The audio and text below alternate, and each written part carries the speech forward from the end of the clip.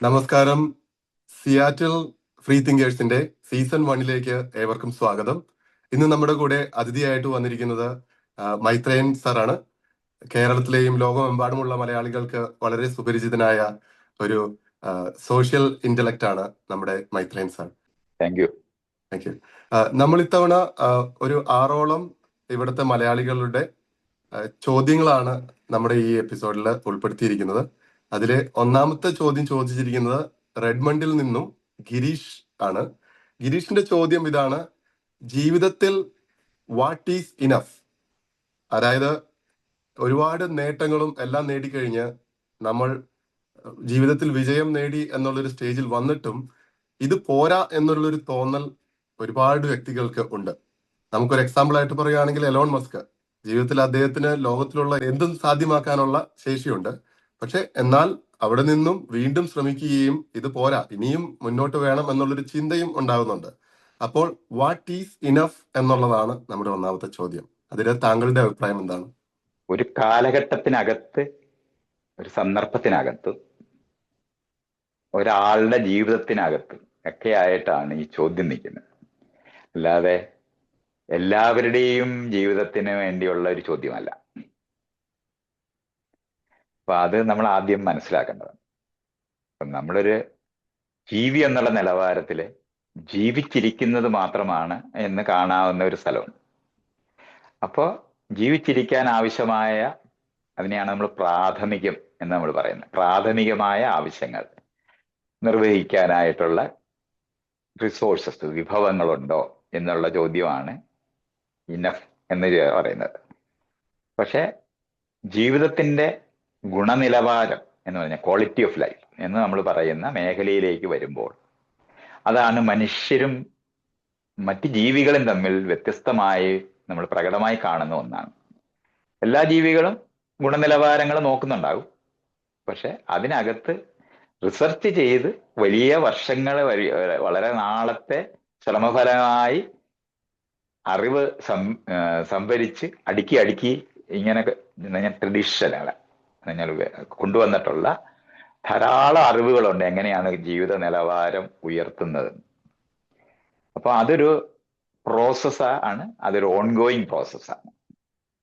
അപ്പൊ അതങ്ങനെ നിൽക്കുന്നത് കാരണം കൊണ്ട് ആ ഗുണനിലവാരത്തിന്റെ മേഖലയിലാണ് ഈ ചോദ്യം വരുന്നതെങ്കിൽ ഓരോ ആളിന്റെ ആ സന്ദർഭത്തിൽ, അയാൾ അപ്പൊ ജീവിച്ചിരിക്കുന്ന ആ സന്ദർഭത്തിൽ എന്താണ് എന്നുള്ള ചോദ്യം വരും. അത് കഴിഞ്ഞ് അയാൾക്ക്, നമുക്ക് മനുഷ്യനെന്ന് പറയുന്ന ജീവിക്ക് പ്ലാൻ ചെയ്യാനുള്ള കഴിവുണ്ട്. അത് പ്ലാൻ എന്ന് പറയുമ്പോൾ ഫ്യൂച്ചറിനെ പറ്റി ഉള്ള സങ്കല്പങ്ങളുണ്ട്. വരും വരായികളെ പറ്റിയുള്ള അറിവുള്ള ഒരു ജീവിയും കൂടാണ് മനുഷ്യർ.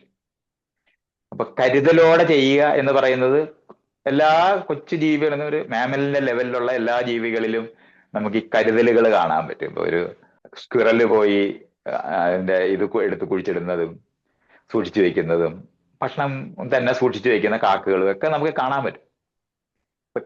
ഭാവിയെപ്പറ്റി കാഴ്ചകളുണ്ട്, പക്ഷെ അവരുടെ വിഭവങ്ങൾ അവർ ശേഖരിക്കുക എന്ന് പറയുന്നതിന് അപ്പുറത്തോട്ട് അതില്ല. ഇപ്പൊ ഉണങ്ങിയ വിറക് സൂക്ഷിക്കുക എന്ന് പറയുന്ന അതുപോലെ നമ്മൾ ചെയ്തിരുന്ന വർക്കുകൾ പോലെ തന്നെ കുറച്ച് ഭാവിയെ പറ്റിയുള്ള സങ്കല്പങ്ങളുണ്ട്. അപ്പൊ എത്ര വേണം, എത്രത്തോളം വേണം എന്ന് പറയുന്നതൊക്കെ ആപേക്ഷികമാണ്, റിലേറ്റീവ് ആയിട്ടാണ്. അത് നല്ലൊരു ഉത്തരവാണ്. അത് കണ്ടിന്യൂ ചെയ്തുകൊണ്ട് ചോദിച്ചോട്ടെ. അതായത് നമ്മുടെ അച്ഛൻ അപ്പൂപ്പന്മാര് നോക്കുവാണെങ്കിൽ അവര് 10 തലമുറയ്ക്കുള്ളത് നമ്മൾ സ്വരുക്കൂട്ടിയിട്ടുണ്ട് എന്ന് പറയുമ്പോഴും അവർക്ക് ഇനിയും നേടണം, ഇനിയും അത് തുടരണം എന്നുള്ളൊരു ഉള്ളിൽ ഒരു ഖ്യാതി. അതിനുള്ള കാരണം എന്തായിരിക്കാം? അല്ലെങ്കിൽ അങ്ങനെ മനുഷ്യർ ഖ്യാതി അല്ലത്. ഈ അത് നമ്മൾ ആ വശത്തേക്ക് വരുന്നതിന് അത് ഞാൻ അവിടേക്ക് നിങ്ങൾ പെട്ടെന്ന് ചാടുന്നത് കൊണ്ടാണ് ഇത് മനസ്സിലാകാതെ പോകുന്നത്. ഈ കരുതൽ എന്ന് പറയുന്ന കാര്യത്തിനകത്ത് 10 തലമുറയ്ക്ക് കരുതി വെക്കുന്നു എന്ന് പറയുന്നത് ഒരു തലമുറയിൽ പോലും ഉപയോഗപ്പെടാത്ത അത്രയും ചെറുതായിരിക്കും. അത് നിങ്ങളുടെ ജീവിതത്തിനകത്ത് നിങ്ങൾ ഒരു മീനെ പിടിക്കുന്ന ജീവിതം നയിക്കുന്ന ആള്, അല്ലെങ്കിൽ നമ്മൾ മനുഷ്യകുലത്തിനെ പറ്റി എടുക്കുകയാണെങ്കിൽ ഹണ്ടർ ഗാദറർ ആയിട്ട് കഴിയുന്ന കാലത്താണെന്നുണ്ടെങ്കിൽ കരുതി വെക്കുന്നതിന് വളരെ കുറച്ച് മതി. 10 തലമുറയ്ക്കുള്ള കരുതി വെപ്പൽ എന്ന് പറയുന്നത് ഒടിഞ്ഞു പോകുന്ന ചൂണ്ടകൾ എത്ര വെക്കണമെന്നോ അല്ലെങ്കിൽ വലകൾ ഉണ്ടാക്കണമെന്നുള്ള അർത്ഥമേ ഉള്ളൂ. അതുകൊണ്ടാണ് ജീവിത സന്ദർഭത്തിൽ നിന്ന് അടർത്തി മാറ്റി ആ ചോദ്യം പ്ലേസ് ചെയ്യുന്നതുകൊണ്ടാണ് ഈ പഴയ തലമുറയിലെ കാരണവന്മാരുടെ 10 തലമുറയിലെ ഉള്ളതെന്ന് പറയുന്നത് എന്റെയോ തന്റെയോ ജീവിതത്തിന് യാതൊരു പ്രയോജനം ഉണ്ടാകുന്ന ഒരു കരുതലല്ല. പ്ലെയിനിലാണ് നമ്മൾ യാത്ര ചെയ്യുന്നതെങ്കിൽ അവര് കാളവണ്ടി യാത്ര ചെയ്യുന്നതിന്റെ കരുതലാണ് പറയുന്നത്. മനസ്സിലായി മനസ്സിലായി. അപ്പൊ അതാണ് അതിനകത്തെ കൺഫ്യൂഷൻ ഉണ്ടാക്കുന്ന സ്ഥലം. നമ്മൾ ഈ പറയുന്നത് ജീവിത നിലവാരം മാറുന്നത് നമ്മൾ അക്യൂർ ചെയ്യുന്നത്, ഞാൻ നേരത്തെ പറഞ്ഞില്ലേ, അടുക്കി അടുക്കി നമ്മൾ ഭാവിയെ പറ്റിയുള്ള ധാരണകൾ ഉണ്ടാക്കുന്നുണ്ട്. നീണ്ട കാലത്തിനെ പറ്റി നമ്മുടെ ഗവൺമെന്റ് 5 ഇയർ പ്ലാനിങ്ങും 25 ഇയർ പ്ലാനിങ്ങും ഒക്കെ ഉണ്ട്. ഇതൊന്നും തന്നെ ഈ പഴയ കാലത്തെ ആൾക്കാരുടെ കൺസെപ്റ്റിനകത്തില്ല. ഇല്ല ഇല്ല. അപ്പൊ അതൊക്കെ നമ്മൾ മനസ്സിലാക്കേണ്ടതുണ്ട്. അപ്പം ഈ ജീവിത നിലവാരം എന്ന് പറയുന്നത് അവരുടെ പെർസെപ്ഷനിലുണ്ടായിരുന്ന, അവരുടെ ജീവിത അനുഭവത്തിലുണ്ടായിരുന്ന ജീവിത നിലവാരമാണ്. ഇന്ന് നമുക്കാണെന്നുണ്ടെങ്കിൽ ഇന്റർനെറ്റ് വേണം, തീർച്ചയായിട്ടും വേണം, സെൽഫോൺ വേണം. ഇതൊന്നും ഈ പഴയ കാരണവർക്കോ കാരണവത്തിക്കോ അറിയില്ല. അവരുടെ കരുതലിനുള്ള മുഴുവൻ പണവും പോരാ ഒരു ഇന്റർനെറ്റ് ഉണ്ടാക്കണമെങ്കിൽ. അപ്പൊ കാലത്തിനനുസരിച്ച് അപ്ഡേറ്റഡ് ആവേണ്ട ഒരു കാലത്തിന്റെ മാത്രമല്ല, കാലം ഒരു പോയിന്റാണ്. അവിടെയാണ് അക്യുമുലേറ്റ് ചെയ്യുന്ന അറിവുകളിൽ കൂടെ ജീവിതത്തിനെ നീണ്ടു കാണാനും രണ്ട് സൈഡിലേക്കും നോക്കാനും നമുക്ക് പറ്റും. അപ്പൊ ഒറ്റ മുറിയിൽ കഴിഞ്ഞിരുന്ന ആളുകൾക്ക് അവിടെ ആ അപ്പൂപ്പനും അമ്മുമ്മയും സഹോദരങ്ങളും അമ്മയും അച്ഛനും അതുപോലെ തന്നെ കൂട്ടുകാരും ഒക്കെ ഉണ്ടായിരുന്ന ഒരു മുറിയായിരുന്നു കുടിലുകളല്ല. അവിടെയാണല്ലോ നമ്മളെല്ലാവരും കുഞ്ഞുങ്ങളെ ഉണ്ടാക്കിയിരുന്നത്. ആ കുഞ്ഞിനെ ഉണ്ടാക്കുന്നവരുടെ പ്രൈവസി എന്ന് നമ്മൾ പറയുന്ന എന്തെങ്കിലും അന്ന് മീനിങ് ഉണ്ടോ? ഇരുട്ടത്ത് അവരെന്ത് ചെയ്യുന്നു എന്ന് എല്ലാവർക്കും അറിയുമ്പോഴും ആരും അറിയുന്നില്ലെന്ന് നടിക്കുക എന്ന് മാത്രമായിരുന്നു ആ കുടിലിനകത്ത് ആളുകൾ ചെയ്തിരുന്നത്. അപ്പൊ പരന്ന് 2 മുറി ഉണ്ടാകുകയും 4 മുറി ഉണ്ടാകുകയും ചെയ്തപ്പോഴാണ് നമ്മൾ ഈ പറയുന്ന പ്രൈവസി എന്ന് പറയുന്ന ജീവിത നിലവാരത്തിനെ പറ്റിയൊക്കെയുള്ള ക്വാളിറ്റി ഓഫ് ലൈഫിനെ പറ്റിയൊക്കെ നമ്മൾ കാണാൻ തുടങ്ങും. അപ്പൊ ഇതുപോലുള്ള അക്യുമുലേറ്റ് ചെയ്തിട്ടുള്ള അറിവുകളുടെയും സൗകര്യങ്ങളുടെയും വർധനവ് കാളവണ്ടിയുടെ കാലത്തോ നടന്നു പോയിരുന്ന കാലത്തോ ഉണ്ടായിരുന്ന സ്വത്തുകൾ എന്ന് പറയുന്നത് ഒരു കാറിന്റെ വീലിനകത്ത് തീരും. ഇതൊക്കെ നമ്മൾ അറിയാം. അപ്പം നമുക്ക് ഭാവി കാണാനും ചുറ്റുപാട് നോക്കിയിട്ട് മറ്റുള്ളവരുടെ ജീവിത നിലവാരത്തിനനുസരിച്ച് നമ്മൾ വരുന്നില്ല എന്ന് പറയുന്ന മേഖലയിലാണ് നിങ്ങൾ നേരത്തെ പറയുമ്പോൾ ഇങ്ങനെ എന്തോ അതിന്റെ വേളി പായുന്നു. പണ്ടത്തെ സ്വാമിമാരിങ്ങനെ പറയും ഭൗതിക സുഖത്തിന് വേണ്ടി പായുക എന്നൊക്കെ പറഞ്ഞ് അവര് പറയുന്ന പോലെ ഒന്നും അല്ലത് മനസ്സിലാക്കണം. അവരുടെ ഭൗതിക സുഖം എന്ന് പറയുന്നത് അന്നത്തെ ഒരു ചട്ടി ചോറിന്റെ കഥയ്ക്കകത്താണ് സത്യത്തിലുള്ളത്. വയറ് നിറഞ്ഞു കഴിഞ്ഞാൽ കിടന്നുറങ്ങുന്ന ജീവികളുടെ ലോകത്തല്ല മനുഷ്യർ എന്നുള്ളത്. അപ്പോ ധാരാളം സൗകര്യങ്ങൾ എന്ന് നമ്മൾ പറയുന്ന ഇത് വരികയും ഇന്ന് ഒരു ദിവസം തന്നെ ആയിരക്കണക്കിന് പുത്തൻ കണ്ടുപിടുത്തങ്ങൾ നടന്നുകൊണ്ടിരിക്കുന്ന ലാബുകളുള്ള ലോകത്താണ് ഇന്ന് നമ്മളുള്ളത്. അതൊരു മാസത്തിനകത്ത് പുതിയ പ്രോഡക്റ്റ് ആയിട്ട് നമുക്ക് അറിഞ്ഞുകൂടാത്ത ആവശ്യങ്ങളെ പറ്റിയുള്ള പ്രദർശന സ്ഥലങ്ങളാണ് ഈ കാണുന്ന മാർട്ടുകളല്ല. അവിടെ ചെല്ലുമ്പോഴാണ് നല്ല ഒരു സാധനം എന്ന് നമ്മൾ കാണുന്നത്. അതുവരെയുള്ള അപ്പൊ ഈ ആവശ്യത്തിന് മതി എന്നൊക്കെ പണ്ട് പറയുമ്പോൾ വളരെ എന്തോ എല്ലാവർക്കും അറിയാമെന്ന് തോന്നുമായിരുന്നു. ഈ ആവശ്യങ്ങൾ എന്ന് പറയുന്നത് ജീവിതത്തിന്റെ വിഷമങ്ങൾ ലഘൂകരിക്കുന്നതായ പുത്തൻ ഇന്നവേഷൻസ് നടക്കുന്ന കാലത്താണ് നമ്മളുള്ളത്. ഈ പണ്ട് കാലത്ത് ഈ പഠിപ്പിക്കുന്ന ഒരു മൂല്യവും ഇത്തരത്തിലുള്ള സാധനങ്ങളൊന്നും അറിയുന്ന കാലത്തല്ല. ബുദ്ധനൊക്കെ ഇരുന്ന് എത്ര പറഞ്ഞാലും ശരി ഏത് കാറ് മേടിക്കണമെന്ന് പറയാനുള്ള ഉത്തരം അതിനകത്തുനിന്ന് കിട്ടത്തില്ല. അപ്പോഴാണ് നമ്മൾ സേഫ്റ്റി സ്റ്റാൻഡേർഡ്സ് ഉള്ള കാറ് മേടിക്കണമെന്ന് ഒക്കെ നമ്മൾ കണ്ടെത്തുന്ന സ്ഥലം വരും. വീട്ടിനകത്ത് ഒരു കാറുള്ളത് ആണ് അതുപോലെ എന്ന് ചോദിക്കും. പക്ഷെ ഒരാൾ കാറിനകത്ത് കയറി പോയുമ്പോൾ മറ്റൊരാൾക്ക് പോകാൻ കഴിയാതിരിക്കുന്ന ഒരു സ്ഥലമുണ്ട്. അപ്പൊ വേറൊരു കാർ ഉണ്ടാകുന്നത് നല്ലതാണെന്ന് നമ്മൾ കണ്ടുപിടിക്കും. പക്ഷേ ആ വീട്ടിനകത്ത് 4 or 5 പേരോ ഉണ്ടെന്നുണ്ടെങ്കിൽ എല്ലാവർക്കും ഒരു കാർ കൊടുക്കുക എന്ന് പറയുന്നത് ശരിയാണോ എന്നൊക്കെയുള്ള ചോദ്യം ചോദിക്കാം. അപ്പൊ കാറിന് പകരം വ്യത്യസ്തമായ ട്രാവലിംഗ് ഒരാൾക്ക് സൈക്കിളിൽ പോയതിന്റെ ആവശ്യം കാണത്തുള്ളൂ, വേറെ ആൾക്കൊരു മോട്ടോർ. അപ്പം വ്യത്യസ്തമായ വാഹനങ്ങൾ അവിടെ നിർത്തുന്ന കാര്യം നമുക്ക് വെക്കാൻ പറ്റും. അപ്പൊ 2 3 കാറ് വരെ നമുക്ക് ഓക്കെ, ഇത് കുഴപ്പമില്ല. പക്ഷെ എന്റെ കയ്യിൽ 15 കാറുണ്ട് എന്ന് എന്ന് പറഞ്ഞൊരാൾ കളക്ട് ചെയ്യുമ്പോഴാണ് ഉപയോഗശൂന്യമായ കളക്ഷനാണ്. ഓക്കെ അപ്പൊ ഉപയോഗപ്പെടുന്നുണ്ടോ ഇല്ലോ എന്നുള്ളത് എന്നാൽ എത്ര കാറ് നമ്മുടെ വീട്ടിലുണ്ടായാലും ഒരാളാണ് യാത്ര ചെയ്യുന്നതെങ്കിൽ അയാൾക്ക് ഒറ്റ കാറിലേ പോകാൻ പറ്റുള്ളൂ എന്നുള്ളതാണ്.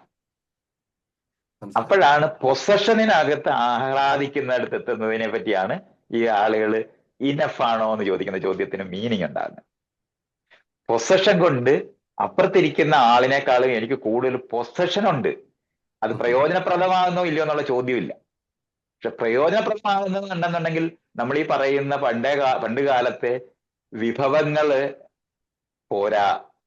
നമുക്ക് എന്താണ് സ്പേസ് സ്റ്റേഷൻ ഉണ്ടാക്കണം എന്നുള്ള ആഗ്രഹം ഉണ്ടെന്നുണ്ടെങ്കിൽ എലൺ മസ്കിന്റെ കാശ് പോരാ. മനസ്സിലായി മനസ്സിലായി. അപ്പൊ പ്ലാൻ ഇല്ലാത്ത ദരിദ്രരുടെ ലോകത്തു നിന്നുള്ള യുക്തികളാണ് ആ പറയുന്നതൊക്കെ. ഓക്കെ.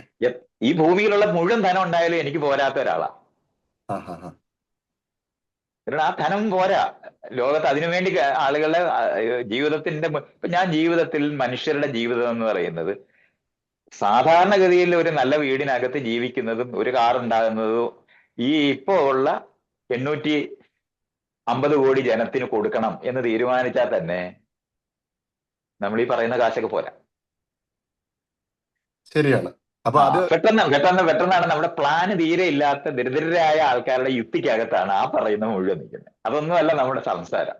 പക്ഷെ മറ്റേത് ഞാൻ ഈ പറഞ്ഞത് ഒരാളുടെ ജീവിതത്തിന് ആവശ്യമായിരിക്കുമ്പോഴും ആവശ്യമില്ലാതിരിക്കുമ്പോൾ പ്ലാനുമായിട്ട് ബന്ധപ്പെട്ട് പോലും അല്ല, തൊട്ടപ്പുറത്ത് നിൽക്കുന്ന ആളിന് അതില്ല എന്നുള്ളത് കൊണ്ട് അയാളെ ഇല്ലായ്മ അനുഭവിപ്പിക്കാൻ വേണ്ടി വാങ്ങുന്ന ഒരു കാര്യത്തിനെ പറ്റി മാത്രമാണ് നമ്മൾ ഈ പറയുന്നത് ഇനഫ് എന്ന് പറയുന്ന പോയിന്റ് വരുന്ന അപ്പോൾ മാത്രമാണ്. അപ്പോ ലോകത്തിൽ സകല സൗകര്യങ്ങളുമുള്ള സൗകര്യം എന്നാ ഞാൻ പറഞ്ഞത്, അല്ലാതെ സ്വർണം കൊണ്ടുണ്ടാക്കുന്ന കാറിനെ പറ്റിയല്ല, സ്വർണ്ണ പ്ലേറ്റ് ഉണ്ടാക്കുന്ന കാര്യം. ആധുനികമായ സകല സൗകര്യമുള്ള കാറ് മേടിക്കേണ്ട ആവശ്യം നമുക്കുണ്ട്. അത് സേഫ്റ്റി അഷുർ ചെയ്യുന്നുണ്ടാവും, കംഫർട്ട് അഷുർ ചെയ്യുന്നുണ്ടാവും, ഇതെല്ലാം നമുക്ക് വേണ്ടതാണ്. അതൊന്നും എക്സ്ട്രാ അല്ല. എന്തുവരെയാണോ മനുഷ്യൻ കണ്ടെത്തിയത് അത് മുഴുവൻ നമ്മൾ അനുഭവിക്കാനായിട്ട് യോഗ്യതയും അവകാശവും ഉള്ളവരാ, അല്ലാതെ അത് വേണ്ടാത്തതല്ല. ഞാനൊരു പാവം കാറിനകത്ത് യാത്ര ചെയ്ത് കഴിഞ്ഞാൽ മുണ്ട് മുറുക്കി എടുത്ത് ജീവിക്കുന്ന യുക്തിയോ അല്ലെന്നുണ്ടെങ്കിൽ ഒറ്റ മുണ്ടിലെ ജീവിതകാലം നയിക്കാൻ ഞാൻ 2 വസ്ത്രം മാത്രം ഉപയോഗിച്ച് 10 വർഷത്തോളം ജീവിച്ചിരുന്ന ഒരു സന്യാസ ജീവിതം നയിക്കുന്ന സമയത്ത് 2-3 വർഷം വസ്ത്രം, അതിനപ്പുറത്തില്ല, അത് ഉപയോഗിച്ച് ജീവിച്ചിട്ടുള്ള ആളാണ്. ഇന്ന് അങ്ങനല്ല ജീവിക്കുന്നത്. കാരണം ഞാൻ അന്ന് തണുപ്പത്തുള്ളിടത്തോട്ട് പോകണ്ട. ഇതൊക്കെ നമ്മൾ മനസ്സിലാക്കേണ്ടതുണ്ട്. അപ്പൊ നമുക്ക് നമ്മുടെ ജീവിതം മിതത്വം വരുത്തുക എന്ന് പറഞ്ഞാൽ, ആവശ്യങ്ങളെല്ലാം പരിമിതപ്പെടുത്തുക എന്ന് പറഞ്ഞാൽ നമ്മൾ വളരെ കുറച്ച് ചെയ്ത് ജീവിക്കുന്നവരായിട്ട് തുടരുന്നു എന്നുള്ളത് അർത്ഥങ്ങളുണ്ട്. അപ്പൊ നമ്മുടെ പ്ലാനുകൾ അത്ര മെച്ചമല്ലാത്തത് കൊണ്ടാണ് ഈ ആ നിലവാരത്തിലുള്ള തീരുമാനങ്ങൾ പറയുന്നത്, ഇത്രയും മതി എന്നൊക്കെ പറയുന്നത്. അങ്ങനെ അല്ലത് മനസ്സിലാക്കുന്നത്. നിങ്ങൾക്കൊരു യൂണിവേഴ്സിറ്റി ഉണ്ടാക്കി നാട്ടിലുള്ളവർക്കൊക്കെ വിദ്യാഭ്യാസം ഉണ്ടാക്കി എല്ലാവരും പഠിപ്പിക്കണമെന്നൊക്കെ നിങ്ങൾ അങ്ങോട്ട് പ്ലാൻ ചെയ്യുവാണെങ്കിൽ നിങ്ങളുടെ അപ്പൂപ്പൻ 10 തലമുറയ്ക്ക് സമ്പാദിച്ചൊന്നും പോരാ. സാറിപ്പോ പോയിന്റിൽ ഒരു കാര്യം വന്നതെന്ന് പറഞ്ഞാല്, ഇപ്പൊ കാറിന്റെ കാര്യം പറഞ്ഞല്ലോ. അതായത് നമ്മുടെ ഇവിടെ സ്ട്രഗിൾ ചെയ്ത് ഇങ്ങനെ വേറെ രാജ്യത്തേക്ക് വരുമ്പോ ആദ്യം പഴയ ഒരു ചെറിയൊരു കാർ ഹോണ്ട സിവിക് പോലത്തെ ഒരു കാർ മേടിച്ച് പോയിന്റ് എയിൽ നിന്ന് പോയിന്റ് ബിയിലേക്ക് പോകാൻ വേണ്ടി മാത്രമാണ് ഇതെന്ന് പറഞ്ഞിരുന്ന ആൾക്കാർ പിന്നീട് ധനികരായിട്ട് മാറുമ്പോൾ അവർ ടെസ്ലയുടെ ഏറ്റവും ഹൈ മോഡലായിട്ടുള്ള ഇത് ഉപയോഗിക്കുന്ന രീതിയിലേക്ക്, അത് ഉപയോഗിച്ച് അതൊരു ആഡംബരം, പക്ഷെ ആ ഒരു സൗകര്യം അത് ആഡംബരമല്ല. അവിടെയാണ് ഞാനിത് പറഞ്ഞേ. കറന്റായ നിലവിലുള്ള എല്ലാ കണ്ടുപിടുത്തങ്ങളും നമുക്ക് ആവശ്യപ്രദമായ കാര്യമാണെന്നറിയാം. അത് ഉപയോഗിക്കുക തന്നെ വേണം. പക്ഷെ ഒരു കാറ് നമ്മൾ ഉപയോഗിക്കുന്ന ഒരാൾ ഞാനൊരു കാറേ ഉപയോഗിക്കുന്നുള്ളൂ, പക്ഷെ എന്റെ കസ്റ്റഡിയിൽ ഒരു 10-20 കാറുണ്ടെന്ന് പറഞ്ഞാൽ അയാള് ഒരു കാർ ചീത്തയായ രണ്ടാമതൊരു കാർ എടുക്കാം എന്ന് പറയുന്ന അർത്ഥത്തിൽ വേണമെങ്കിൽ ഒരു കാർ കൂടെ ആകാം. ബാക്കി വേറെ കാര്യമാണ്. പൊസഷൻ, നമ്മൾ ഉപയോഗിക്കാത്ത പൊസഷനെ പറ്റിയാണ് സംസാരിക്കുന്നത്. അതായത് ഒരു ടെസ്ലയോ മറ്റ് ഹൈ ലക്ഷറി ബ്രാൻഡ് കാറോ ഉപയോഗിക്കുന്നത് അതാ പറഞ്ഞില്ലേ, സ്വർണം പൂശി റോൾസ് റോയ്സ് ഉണ്ടാക്കുമ്പോൾ മാത്രമാണ് അത് അഗ്ലി ആകുന്നത്. അഗ്ലിയാ ഒരു 10 റോൾസ് റോയ്സ് ഫ്രണ്ടിൽ പാർക്ക് ചെയ്ത് ഇടുമ്പോഴാണ് അത് അഗ്ലി അത് ആയിട്ട് അഗ്ലിയാണ്, അത് താങ്ക് യു അഗ്ലിയാണ്. Thank you. അത് ഞാൻ പറഞ്ഞല്ലേ, നമുക്ക് അതിന്റെ കാറിന്റെ പിടി തുരുമ്പിക്കാത്തതും ഏറ്റവും ആധുനികമായ മെറ്റീരിയൽ കൊണ്ടുണ്ടാക്കേണ്ട ആവശ്യമുണ്ട്. വെയിറ്റ് ഇല്ലാത്ത ആയിരിക്കണം, ബലമില്ലാതെ, അതിനും പിടി തന്നെ വേണ്ടാത്ത തരത്തിലുള്ള ആധുനിക കാറുകളൊക്കെ ഉണ്ടായി കഴിഞ്ഞിട്ടുണ്ട്. ഇതൊക്കെ അവിടെയാണ് നമ്മള് ഇൻവെസ്റ്റ്മെന്റ് പോകേണ്ടത്. അല്ലാതെ അതൊന്നും വേണ്ട, അതൊക്കെ ആഡംബരമാണെന്ന് തെറ്റിദ്ധരിക്കുന്നിടത്താണ് ഈ കൺഫ്യൂഷൻ. ഇതിപ്പോ പറഞ്ഞപ്പോ ആ, പെട്ടെന്ന് മനസ്സിലായി, നമ്മുടെ നാട്ടില് ഇപ്പൊ ലോ ഫ്ലോർ ബസ്സിൽ നമുക്ക് AC-യിൽ ട്രാവൽ ചെയ്യാം, മന്ത്രിമാർക്കും അങ്ങനെ വേണേൽ ട്രാവൽ ചെയ്യാം. പക്ഷെ ഒരു കേരള യാത്ര നടത്തി കഴിഞ്ഞപ്പോ നമ്മൾ കോടികൾ മുടക്കി അവിടെ ഒരു എസ്കലേറ്റർ പിടിപ്പിച്ചത് നമ്മൾ കണ്ടു. അപ്പൊ അതുപോലെ ചെലവാക്കുന്നത് അല്ല, എസ്കലേറ്റർ എല്ലാവർക്കും വേണ്ടതാ. ഉം ഉം. പ്രായമായവരും കാല് ഇല്ലാത്തവർക്കും കയറേണ്ടതാണത്. എല്ലാം ബസ്സിലും ഫിറ്റ് ചെയ്യണമെന്ന് ആവശ്യപ്പെടേണ്ടത്. അത് പക്ഷെ ജനങ്ങളുടെ കോടി അത് എസ്കലേറ്റർ, ഞാൻ അവിടെ പറഞ്ഞല്ലേ, അവരത് ഉപയോഗിക്കുകയും വേറെ ആളുകൾക്ക് ഉപയോഗിക്കാൻ അനുവദിക്കാതിരിക്കുകയും ചെയ്യുന്നിടത്താണ് അതിന്റെ തെറ്റ് നിൽക്കുന്നത്. അല്ല, അത് ഉപയോഗിച്ചതിൽ തെറ്റല്ല.